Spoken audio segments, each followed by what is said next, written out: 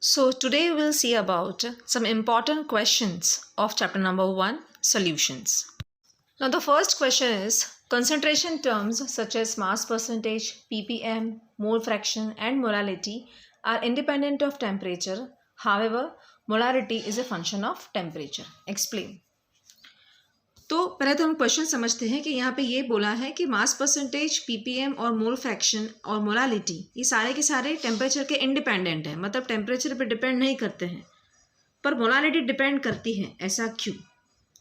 तो जल्दी से हम सारे फॉर्मूलाज एक बार रिवाइज कर लेते हैं ये सारे टर्म्स की।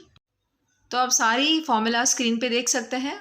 Mass percentage, molality, ppm and mole fraction, ये सारे टर्म्स में से कोई भी ऐसा टर्म नहीं है जिसमें कोई टर्म आता हो जो टेम्परेचर पर डिपेंड करता हो।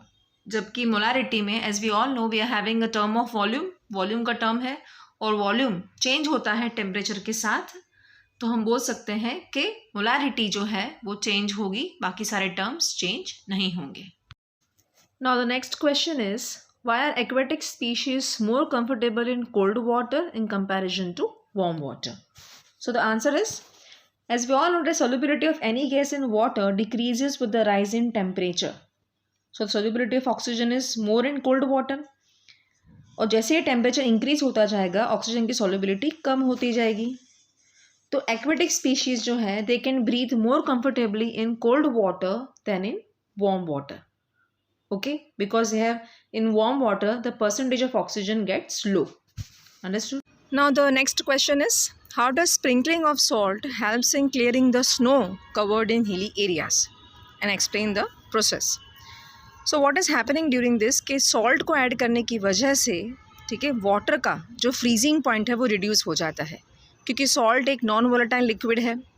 तो वो क्या करेगा, कुछ वाटर मॉलिक्यूल्स के बीच में जाके सेट हो जाएगा। अगर आपको इसके बारे में डिटेल्ड एक्सप्लेनेशन चाहिए तो आप मेरे प्रीवियस वीडियोस चेक कर सकते हैं।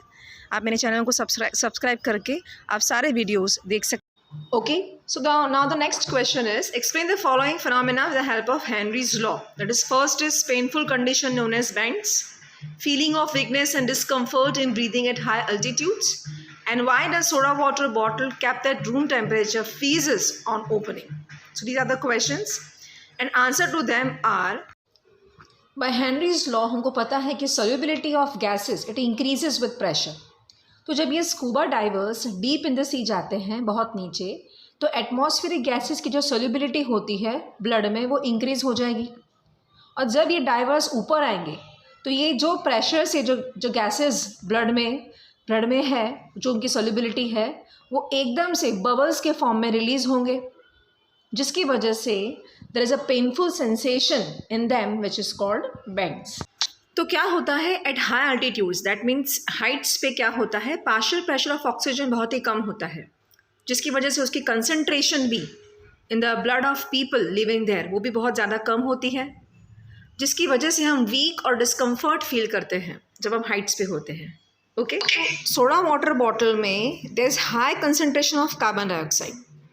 तो जब ये बॉटल को ओपन करते हैं तो partial pressure of carbon dioxide solution के ऊपर जो है वो कम हो जाता है, क्योंकि आपने बॉटल खोल दी है, ठीक है, सो एटमॉस्फेयर के कांटेक्ट में आ चुका है। So partial pressure carbon dioxide का क्या हो जाएगा, लो हो जाएगा, जिसकी वजह से कार्बन डाइऑक्साइड बबल्स के फॉर्म में immediately it will come out, जिसको हम बोलते हैं it fizzes out. Understood? Next lecture में we will discuss some more important questions as short and very short also. Okay, till then be ready to like, share and subscribe my videos. Okay, thank you.